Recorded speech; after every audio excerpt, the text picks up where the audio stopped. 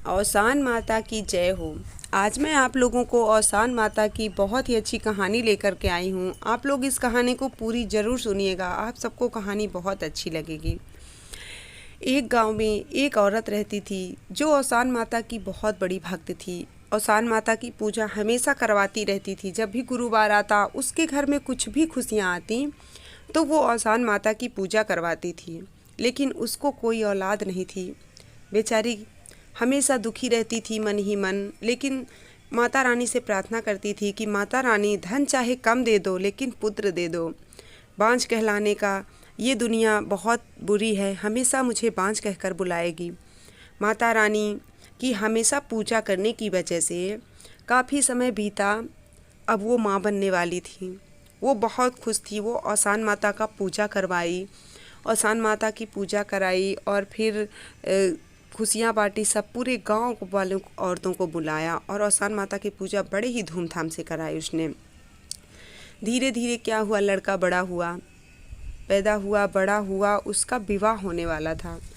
तब भी उन्होंने औसान माता की पूजा कराई और मन ही मन बहुत चिंतित थी। उनको लग रहा था कि पता नहीं मेरी बहू कैसी आएगी, क्या होगा। लेकिन खुशियाँ बहुत थी, इकलौता बेटा था, बड़ी मन्नतों के बाद पाया था। तो उनको लग रहा था कि बहू बहुत अच्छी ढूंढेंगे। बहुत खोजबीन करके अपने बेटे की शादी कर दी। लेकिन जो बहू आई वो बहुत ही खतरनाक थी। वो हमेशा सास से झगड़ा करते रहती। हमेशा जब भी वो औसान माता की पूजा कराती तभी वो बैठ जाती, कहीं जूठर कर देती, कहीं कुछ करती, कहीं बोलते रहती कि आप जब देखो औसान माता की पूजा कराती हो, इससे क्या मिलता है, जो मिलना होगा वो मिल ही जाएगा, औसान माता की पूजा कराने से कुछ नहीं होगा। उसकी सास उसको बहुत समझाती कि बहू देखो बेटा, ऐसा नहीं करते हैं, माता रानी सबको देंगी। जब माता रानी ने जब दिया है तो उसका कुछ तो माता रानी का करना चाहिए ना। भजन कीर्तन हो गया, पूजा पाठ हो गया, कुछ भी कथा भागवत करवाना चाहिए। तो मैं भी छोटी सी पूजा औसान माता की करवा देती हूँ, उसमें तुम्हारा कौन सा इतना खर्चा आता है। लेकिन बहू गुस्सा जाती थी। एक दिन उसने गुस्सा में बोल दिया अपनी सास को। अब सास भी बूढ़ी होने लगी थी। बोल दिया ऐसे ही गुस्से में कि देखो, बैठे से गुजारा नहीं होगा, तुमको कुछ काम करना पड़ेगा।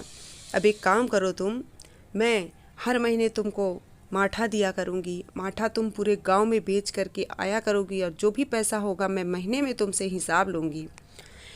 बेचारी बुढ़िया बहुत दुखी थी। अब क्या करे, पेट तो पालना ही पड़ेगा ना, क्या देना, मैं बेच करके आऊँगी। और बुढ़िया माठा लेकर के पूरे गांव में बेचारी घूमती, लेकिन कोई उसका माठा नहीं खरीदता था, क्योंकि सबके घर में होता था। दूध तो हो तो कोई खरीद भी ले। वो क्या करती, एक पीपल के पेड़ के पास, उसी पीपल में माठा गिरा करके वहीं बैठती और 1-2 घंटे में घर आती और चुपचाप खाना खाकर अपने कमरे में चली जाती। और मन ही मन बहुत चिंतित थी कि क्या करेगी वो, जब हिसाब देना होगा तब क्या करेगी। बताती नहीं थी बहू से, नहीं तो बहू और चिल्लाएगी। ऐसे करते करते 1 महीने बीत गए। महीने के लास्ट में जब बहू को जवाब देना था, हिसाब देना था कि माठा का क्या हुआ, उस दिन वो बुढ़िया 4-5 घंटे घर ही नहीं लौट कर आई। माठा लेकर गई, वहीं पीपल के पेड़ में डाल के वहीं बैठ के रोने लगी, बहुत रोने लगी और कहने लगी कि माता रानी, ये सब क्या दिन दिखा रहे हैं, इससे अच्छा तो मैं मर जाती। मेरी बहू ने कहा था कि माठा बेच करके पैसे देना, अब आज पैसे देना, आज मैं पैसे कहाँ से पाऊँगी। औसान माता, तो जो भक्त होता है उसके तो मन में भगवान बसते हैं। औसान माता उसकी हमेशा पुकार सुनती थी, हमेशा उसके मन में बसी रहती थी। औसान माता ने सुना और औसान माता बूढ़ी औरत का भेष धारण करके वहाँ पे पहुँच गईं और कहने लगीं कि क्यों रो रही हो। सारी बातें उसने औसान माता से बताई। तब औसान माता ने कहा कि एक काम करो, अपने आंचल में ये जितने पीपल के पत्ते हैं भरो और जा करके अपने बहू के आंचल में डाल देना। उसने कहा कि नहीं नहीं, ऐसा नहीं करूँगी, नहीं तो बहू तो मुझे मार ही डालेगी। तब औसान माता, जो बूढ़ी अम्मा का भेष धारण करके आई थी, उन्होंने कहा कि कुछ नहीं होगा, तुम जाओ। तो तब उसकी सास ने क्या किया कि ढेर सारे पत्ते अपने आंचल में लिए और घर चल दी। घर में उनकी बहू खुश हो गई कि आज तो मेरी सास बहुत सारा पैसा लेकर के आई है। बोली कि लाओ लाओ पैसा दो। तो उसने कहा अपना आंचल तो फैलाओ। आंचल फैलाए, जैसे ही वो पत्ते डाले, वो पत्ते पूरे सोना चांदी बन गए, पैसे बन गए। बहू बड़ी खुश हुई और देखने लगी कि अरे माठा बेचने पे इतना ज़्यादा पैसा मिल रहा है। उसने कहा कि आपने क्या किया, माठे में तो इतना पैसा नहीं मिलेगा, कितने सारे सोना चांदी मिलेंगे। तब बेचारी बूढ़ी अम्मा ने सब कुछ कह दिया कि वहाँ पे एक अम्मा मिली थी, ऐसा ऐसा हुआ था। अब उसको लालच आ गया बहू को। उसने कहा कि एक काम करो, कल से मुझे डांटना कि माठा लेकर जाओ और बेच के आओ। मैं जाऊंगी, ऐसा ही करूंगी, फिर देखो मैं भी ऐसे करूंगी। ऐसे करते करते 1 महीने तक उसने ऐसा ही किया। लास्ट दिन झूठ मूठ का आंसू बहाकर रोने लगी। सान माता आई, पूछा, सारा हाल उसने झूठे बता दिया कि मेरी सास मुझे तंग करती है, माठा बेचवाती है। और सान माता ने कहा ये पीपल के पत्ते लेके जाओ और अपनी सास को दे देना, सास खुश हो जाएगी। जब वो पीपल के पत्ते लेकर गई, सास को देने लगी कि सासू माँ लो, बहुत सारे पैसे लेकर के आई हूँ। सासू अम्मा ने कहा कि यहीं आंगन में रख दो। आंगन में जैसे ही उसने रखा तो उसमें सांप, बिच्छी, गोजर सब कुछ निकल निकल कर भागने लगे।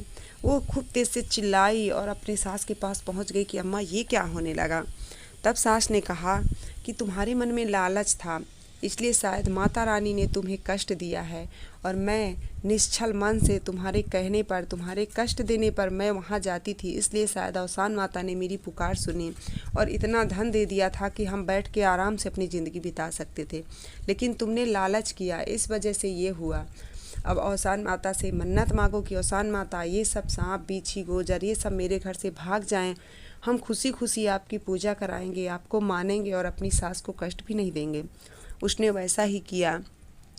सारे सांप, बिच्छू, गोजर सब चले गए, निकल गए। अब वो अपनी सास को मानने लगी, क्योंकि पैसा रुपया भी आ गया हाथ में, जेवर भी आ गए, तो सेवा भी करने लगी और अवसान माता की पूजा भी कराई।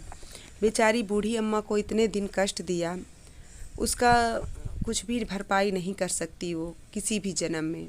माता रानी ने उसको भी कष्ट दिया, उसकी कोई औलाद नहीं थी, लेकिन बूढ़ी अम्मा ने मन्नत मांग मांग कर अवसान माता से अपने लिए नाती भी मांग लिया। उसके बहुत सुंदर बेटा भी हुआ। अब सास बहू खुशी खुशी अपने घर में रहने लगी। ये थी मेरी आज की कहानी। उम्मीद करती हूँ ये कहानी आपको पसंद आई होगी। पसंद आई हो तो वीडियो को लाइक कर दीजिए, चैनल को सब्सक्राइब कर दीजिएगा। प्रेम से बोलिए अवसान माता की जय हो।